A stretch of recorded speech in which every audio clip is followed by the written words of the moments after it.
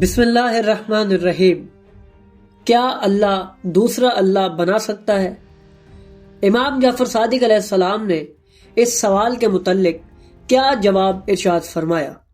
تو ناظرین، اگر آپ بھی اس سوال کا جواب جاننا چاہتے ہیں تو جڑے رہیے ہمارے ساتھ اس ویڈیو میں۔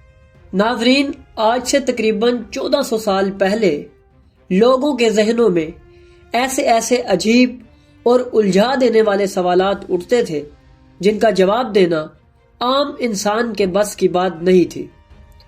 ایسے سوالات کا صحیح اور عقلی جواب صرف اہل بیت علیہ السلام ہی دے سکتے تھے، کیونکہ ان کے پاس ہر شے کا علم موجود ہے۔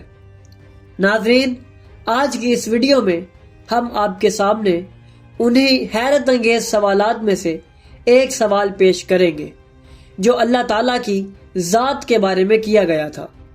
یہ وہ سوال تھا جس نے خلیفہ، علماء اور پورے دربار کو خاموش کر دیا، مگر جب امام جعفر صادق علیہ السلام کو بلایا گیا تو انہوں نے چند جملوں میں ایسا جواب دیا کہ پوچھنے والا دہریہ ایمان لے آیا۔ ناظرین، یہ اس وقت کی بات ہے جب بنو امیہ کی خلافت ختم ہو چکی تھی اور بنو عباس مسند خلافت پر آ چکے تھے۔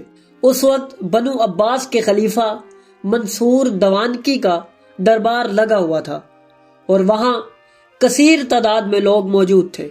اتنی دیر میں وہاں ایک شخص کو گھسیٹتے ہوئے لایا جاتا ہے اور صدا دی جاتی ہے کہ اسے قتل کر دو، اسے قتل کر دو۔ اتنے میں وہ شخص تمام لوگوں کا مرکز نگاہ بن جاتا ہے اور دربار میں پیش ہوتا ہے۔ خلیفہ کے پوچھنے پر بتایا جاتا ہے کہ یہ ایک دہریہ یعنی لا دین شخص ہے جو اللہ رب العزت کے بارے کچھ کفریہ سوال بک رہا ہے۔ جب اس شخص سے پوچھا گیا تو اس نے کہا، میرے تم مسلمانوں سے 2 سوال ہیں۔ خلیفہ کہنے لگا، پوچھو وہ سوال کیا ہیں؟ اس شخص نے کہا، مجھے بتاؤ، کیا اللہ ہر شے پر قادر ہے؟ تو خلیفہ سمیت وہاں موجود تمام لوگوں نے بیک وقت کہا، جی ہاں، اللہ ہر چیز پر قادر ہے۔ جب اس دہریے نے یہ سنا تو زور زور سے ہنسا اور بولا، تو کیا اللہ دوسرا اللہ خلق کر سکتا ہے؟ اب جب دربار میں یہ سوال گونجا تو وہاں موجود تمام لوگ سکتے میں آ گئے اور ایک دوسرے کا منہ تکنے لگے۔ جب یہ سب حالات خلیفہ نے دیکھے تو وہاں موجود علماء کو جواب دینے کا حکم دیا۔ تمام علماء نے اس دہریے سے 3 روز کی مہلت مانگی تاکہ وہ جواب تلاش کر سکے۔ جیسے ہی 3 روز گزرے تو دوبارہ دربار لگا۔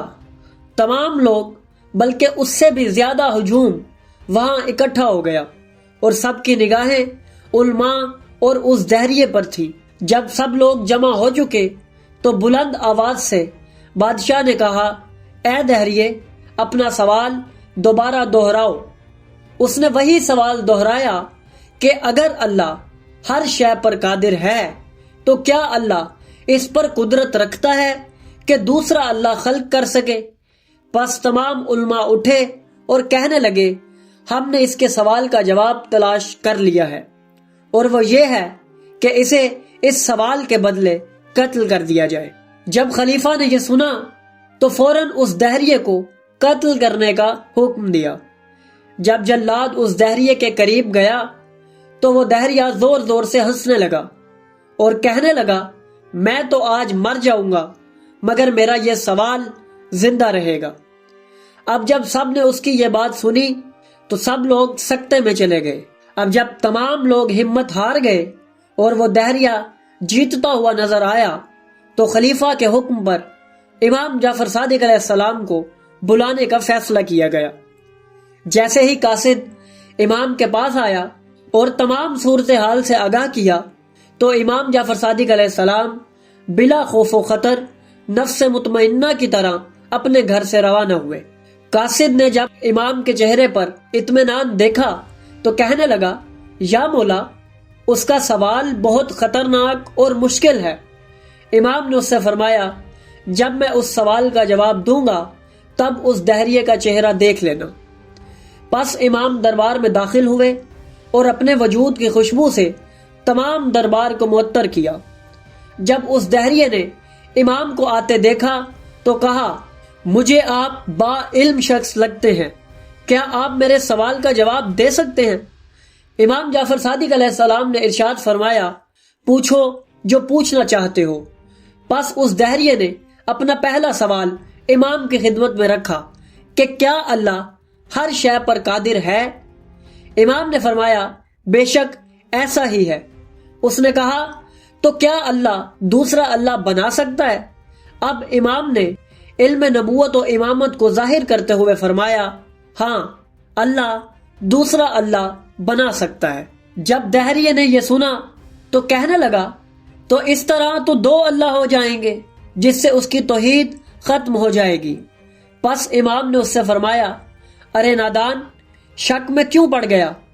جب اللہ دوسرا خدا بنائے گا تو وہ بننے والا اللہ مخلوق ہوگا نہ کہ خالق، تب بھی خالق ایک ہی رہے گا جو کہ اللہ وحدہ لا شریک کی ذات ہے، اس سے اس کی توحید پر کوئی فرق نہیں پڑے گا۔ جب اس شخص نے یہ جواب سنا تو فوراً تائب ہو گیا اور امام کے قدموں میں گر گیا اور ایمان لے آیا۔ اہل بیت علیہ السلام نے اس دنیا کے ہر علم کو بیان فرمایا اور انسان کو ہر سوال کا جواب عطا کیا۔ ان کے فرامین آج بھی کتابوں اور لائبریریوں میں محفوظ ہیں، مگر افسوس کہ ہم نے ان کے علم سے رشتہ کمزور کر لیا ہے۔ یہی وجہ ہے کہ ہم حقیقت اور معرفت سے دور ہوتے جا رہے ہیں۔ ناظرین، اہل بیت علیہ السلام کا علم وہ روشنی ہے جو انسان کو جہالت کے اندھیروں سے نکال کر کائنات کی حقیقتوں تک پہنچاتی ہے۔